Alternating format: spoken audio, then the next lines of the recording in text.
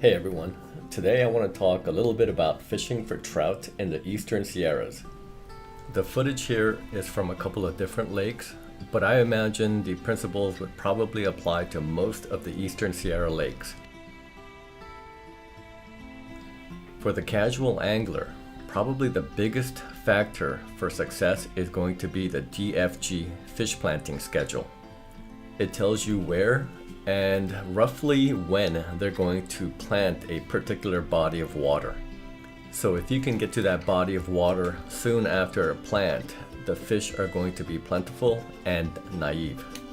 In terms of gear, again, I am brand agnostic, and you can probably do what I'm doing with really any ultralight setup, like an ugly stick or whatever.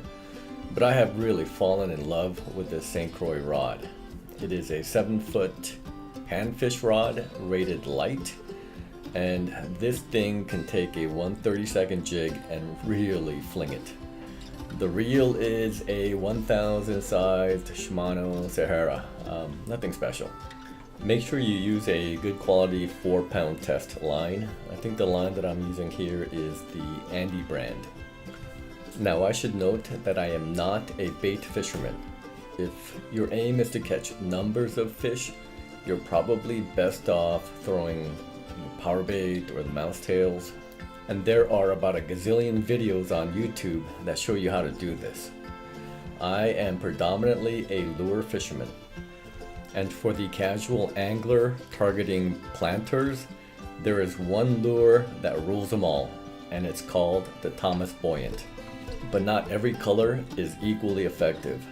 I specifically like the color pattern pictured. When fishing this lure, retrieve speed is absolutely critical. If you retrieve it too fast, the lure will just spin. If too slow, there will not be enough action.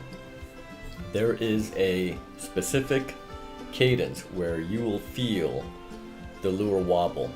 I would probably describe it as medium slow. That's what the fish appear to like, and I will also twitch the lure a few times along the way.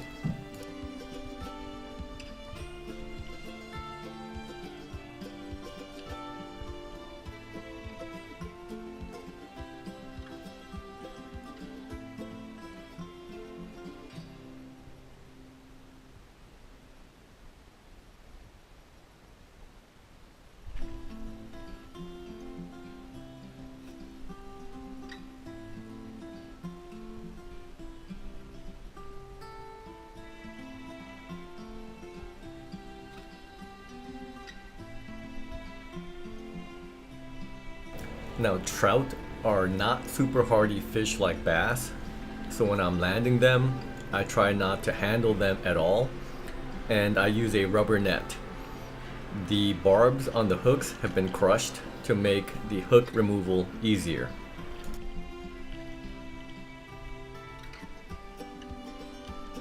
So here's what the planters look like on the fish finder. You'll find them in shallow water doing nothing in particular. But here, I'll leave it up to your imagination to figure out what's on the screen. There are some big fish in this lake. Those are big marks.